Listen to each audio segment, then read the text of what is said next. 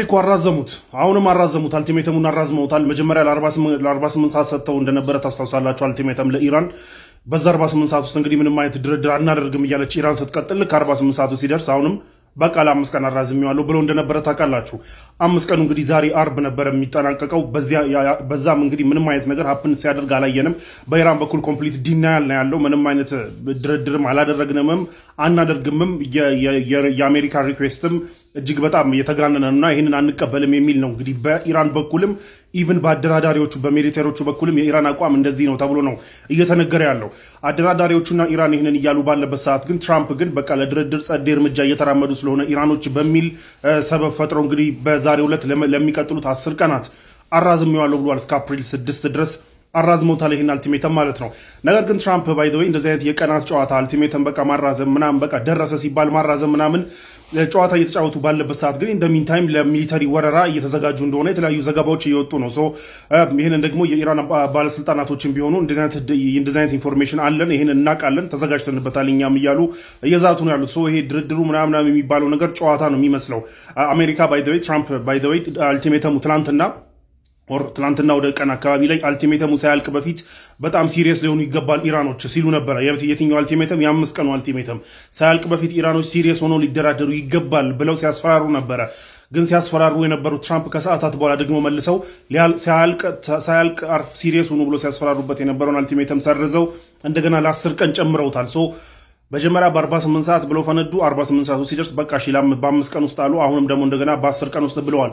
ግን ኢን ዘ ሚን ታይም ለወረራ እየተዘጋጁ ስለሆነ ይሄ ድርድርና የሚባሉት ነገራቶች የሚያስተማምኑ አይደሉም። በሌላ በኩል ዛሬ አዳሩን እንግዲህ ሲጠቃቁ ነው ያደሩት። ኢራንም እስራኤልም ኢራን ውስጥ ያሉ ታርጌቶችን መታለች። ኢራንም ደግሞ በባሊስቲክ ሚሳኤል እንግዲህ የእስራኤል የአሽሁር የሚባል አካባቢ ያለ የነዳጅ ማጠራቀሚያ የነዳጅ ፋሲሊቲዎችን ታርጌት አድርጓል የኢራን ኢስላሚክ ሪቮሉሽነሪ ጋርድ። አሁንም ሮኬቶች እየተተኮሱ ነው። አሁንም ዲስፓይት 16000 ታርጌቶችን መታን ቢሉም እስራኤል 16000 ታርጌቶችን መተናል ኢራን ውስጥ ቢሉም እንዲሁም ደግሞ የጦርነቱ መጀመሪያ ሰሞን ራሱ 95% የኢራን የባሊስቲክ ሚሳኤል ማስወንጨፍ አቅም መተናል ቢሉም ግን ስቲል ሬጉላር በሆነ ወይ በቀን ከ10 እስከ 15 ባሊስቲክ ሚሳኤል ወደ እስራኤል ይተኮሳል። በየ2 ሰዓት ኢንተርቫሉ እንግዲህ እስራኤል ውስጥ ዋርኒንግ ይሰማል። ህዝቡን በየ2 ሰዓት ኢንተርቫል እንግዲህ ወደ መደበቂያ ወደ ሼልተር እየገባ እንደገና እየወጣ እንደገና እየገባ ከፍተኛ ችግር ውስጥ ነው ያለው ነው እየተባለ ያለው ሰው እስካሁን ድረስ አጠናክራ ቀጥላለች ማለት ነው ኢራንን ባሊስቲክ ሚሳኤሏን መተኮሷል። ለማንኛውም ይህ በአየር ጥቃትና ምንም አይነት ለውጥ እንደማይመጣ እንግዲህ የተረዱት ዶናልድ ትራምፕ ኢራን ውስጥ ወይ ኢዘር ሜንላንድ ኢራን ውስጥ ገብቶ የተለያዩ ስትራቴጂክ አሴቶችን ለመያዝ ወይም ደግሞ የኢራንን ደሴቶች ለመያዝ የሚሊተሪ እንቅስቃሴ በእግረኛ ለመግባት ዝግጅት እያደረጉ ነው ተብሏል። አይገስ ዊል ሲ አሜሪካ የኢራቅን ነዳጅ እንዴት አድርጋ ሰረቀች ወይም በቁጥጥሯ ውስጥ አስገባች? ይህንን አሁን ኢራቅ ውስጥ ተገብረው የነበረውን አካሄዷን ደግሞ እንዴት አድርጋ ደግሞ በኢራን ውስጥ መተግበር ትፈልጋለች የሚለው ጉዳይ ነው ዛሬ ወደ እናንተ ማደርሰው። ኢራንን በተመለከተ በመሰራላችሁ ዘገባዎች ላይ እንግዲህ አልፎ አልፎ ከሚመጡ አስተያየቶች መካከል አንዱ የኢራን መንግስት ቃል አቀባይ ሆነሃል የሚል አይነት አስተያየት ነውና ወይል እንግዲህ የኢራን መንግስት ቃል አቀባይ ከመሰልኩኝ ያው መቼስ ምን ይደረጋል። ነገር ግን ከዚህ ቀደም አሜሪካ የምትባለው ሀገር በዓለም ላይ እንዴት አድርጋ የበላይነቷን አስጠብቃ ለመቀጠል የነዳጅ ሪሶርስን የተፈጥሮ ሀብትን መቆጣጠር የውጭ ግንኙነት አካሄዷና ወታደራዊ ጣልቃ ገብነቷ መነሻ አደረገች የሚለውን ነገር በአግባቡና በጥልቀት ስለምረዳ ነው። ከዚህ ጋር ተያይዞ አሁን የማቀርብላችሁ መረጃ ይሄንን በደንብ ሊያሳይ የሚችልና በ2003 እንደ አውሮፓውያኑ አቆጣጠር አሜሪካ መራሹ ኃይል ወደ ኢራቅ ውስጥ ከገባ በኋላ በምን አይነት መልኩ የኢራቅን የተፈጥሮ ሀብት በተለይ ነዳጅ በቁጥጥራቸው ውስጥ እንዳስገቡ ይሄ አካሄድ ደግሞ ዛሬም ድረስ እንዴት እንደቀጠለ የሚገልጸው መረጃ እንድታውቁ ስለፈለኩኝ ነው። በ2003 እንደ አውሮፓውያኑ አቆጣጠር አሜሪካ መራሹ ኃይል ወደ ኢራቅ ውስጥ የገባው የሳዳም ሁሴን አስተዳደር በእጁ ዌፐንስ ኦፍ ማስ ዲስትራክሽን የሚሉት በቃ የኒውክሌር ጦር መሳሪያ በእጁ አለ። ይህንን የኒውክሌር ጦር መሳሪያ ከማፈንዳቱ ጥቅም ላይ ከማዋሉ በፊት በቅድሚያ ተቆጣጥረን የሳዳም ሁሴን አገዛዝን እናስወግድ በሚል ሀሳብ ነው። በተለይ ጆርጅ ደብሊው ቡሽ እና አጋሮቻቸው ኢራቅ ውስጥ መግባትን የሞት የሽረት ጉዳይ አድርገው እነ ቶኒ ብሌርን አስከትለው ወደ ኢራቅ ከገቡ በኋላ በኢራቅ ውስጥ የሳዳም ሁሴን አገዛዝን መለወጥ እንደቻሉ ይታወቃል። በኢራቅ ውስጥ ግን የለወጡት የሳዳም ሁሴን አገዛዝን ብቻ አይደለም። ኢራቅ ያላትን የነዳጅ የተፈጥሮ ሀብት ለዓለም ገበያ የምታደርስበትን መንገድ ለአንዴና ለመጨረሻ ጊዜ እንዳይቀየር አድርገው ነው በቁጥጥራቸው ውስጥ በማስገባት ሚናቸውን የተጫወቱት ማለት ነው። ይህም በተመለከተ ለምሳሌ በ2003 አሜሪካ ልክ ወደ ኢራቅ ውስጥ ገብታ ኢራቅን ከተቆጣጠረች በኋላ አዲስ የተገበረችውና በጊዜው የአሜሪካ ፕሬዝዳንት በነበሩት በጆርጅ ደብሊው ቡሽ አማካኝነት ጥቅም ላይ የዋለ አንድ ሐሳብ አለ። ምንም እንኳን አሜሪካ የኢራቅ ነዳጅ ወይም የተፈጥሮ ሀብት በቀጥታ ባለቤት ባትሆንም ነገር ግን መጀመሪያ የኢራቅ ነዳጅ ለገዢዎች ወይም ለኢምፖርተሮቹ ይላክላቸዋል።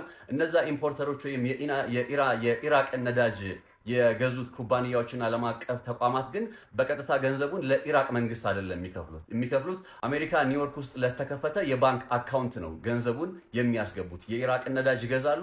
ያ የገዙትን የኢራቅ ነዳጅ ገንዘብ የሚያስገቡት የት ነው? አሜሪካ ውስጥ ላለ በኒውዮርክ ውስጥ ለሚገኝ ኒውዮርክ ፌዴራል ሪዘርቭ ባንክ እየተባለ ይጠራል።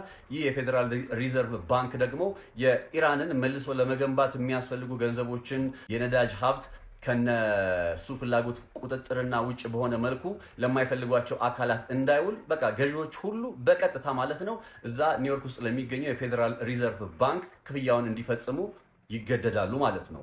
ይህ ማለት በተግባር ከታየ ወይም በህግ ከታየ ገንዘቡ የኢራቅ ቢሆንም ነገር ግን ገንዘቡ የሚቀመጠው ከኢራቅ ውጭ በመሆኑ ገንዘቡን የመቆጣጠር ስልጣን ያላት አሜሪካ ነች ማለት ነው።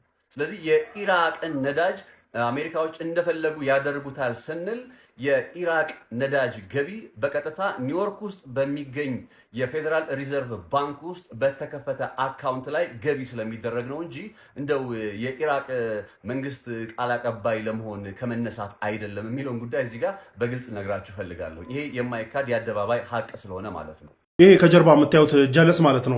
በተለምዶ አይዲኤፍ የሚባለው እስራኤል ዲፌንስ ፎርስ የሚባለው ግን በትክክለኛ ስሙ ግን አይኦኤፍ እስራኤል ኦፌንስ ፎርስ እስራኤል ወራሪ ሰራዊት የሚባለው ሰራዊት እንግዲህ እንትን ነው የታማዦር ሹም ነው። ብቻ ባጭሩ የእስራኤል ሰራዊት የታማዦር ሹም ነውና ትላንትና ብሪፍ እያደረገ ነበር የእስራኤል ሚኒስትሮችን ብሪፍ እያደረገ ነበርና በዛ ብሪፉ ምን አለ መሰላችሁ? እናንተ ሚኒስትሮች ወይ የተከበርከው ካቢኔ ሆይ ኢሚዲየትሊ የሆነ መፍትሄ ማታመጡ ከሆነ የእስራኤል ሰራዊት በራሱ ኮላፕስ ሊያደርግ እጅግ በጣም ጫፍ ደርሷል የሚል ንግግር መናገሩን ተከትሎ በእስራኤል ሚኒስትሮች ጋር ድንጋጤ መፈጠሩ እየተነገረ ነው ያለው።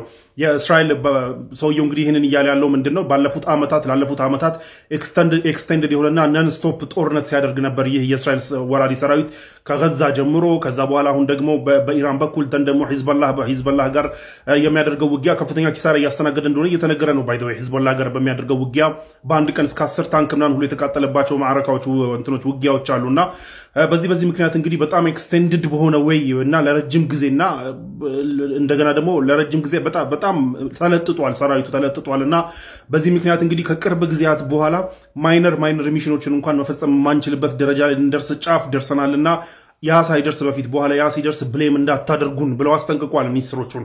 ያ ሳይደርስ በፊት የምታደርጉትን አድርጉ። ዛሬ ፊት ለፊታችሁ አንድ ብቻ አይደለም 10 ቀይ መብራት ቀይ ባንዲራ እያውለበለብኩ ነው which is like a symbolic term for አደጋ ትልቅ አደጋ እንደተደቀነ እየነገርኳችሁ ነው እንግዲህ ብሎ አስጠንቅቋልና የእስራኤል ሰራዊት እንግዲህ ሂዝቦላን ለመዋጋት በገርኛ ገብቶ በጣም ከባባድ ኪሳራ እያስተናገደ እንደሆነ እየተነገረ ነው ያለው። ብዙ ጊዜ እስራኤል ታውቃላችሁ በአየር መደብደብ ነን ስቶፕ ሴቶችን ህጻናትን ምናምን እንጂ በእግር ሲገባ ብዙ ጊዜ ያው ለማንኛውም አደጋ ላይ ነን እያሉ ነው ጀለስ